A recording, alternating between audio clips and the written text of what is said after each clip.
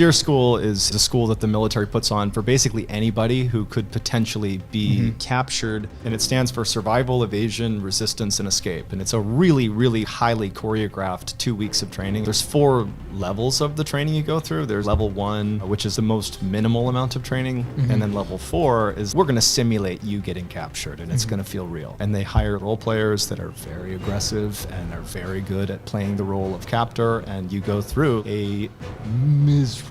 This is after SEAL training. You are a Navy SEAL. You have gone through all the training, and SERE School was the worst. Imagine being put in highly uncomfortable, stressed positions that no one's doing anything to you. You can't quite stand up, you can't quite sit, you can't quite lean over. It's a little bit too warm, that kind of situation, and then a loop of scratching sounds or high-pitched sounds, and then periodically being dragged out and manhandled. Or like we had to sit in a circle on the hardwood floor, which seems like nothing. Oh, just sit on the ground, right? But for like 18 hours, don't move. You're just sitting cross-legged. It gets so miserable. And actually, one of the most profound things about SERE School, at least when I went through, is they bring in someone who has been a very real POW. And we had this guy that was kept in the Hanoi Hilton during the Vietnam War, who spent a year in captivity. Oh my gosh. And they emulate what they've been through? He just told us what he went through. And it was everything he said was like, that's the worst thing I've ever heard. And then he'd be like, and then this happened. And you're like, oh no, that's the worst thing that's ever happened. Every torture technique you can imagine. But the guy's like, his spine's crooked from what happened to him. But he's like so positive. He's like, come on guys, take this training seriously. You can do it. And we're all just sitting there like in awe of this person who's been through the most horrendous experience. So it's a very, very good school.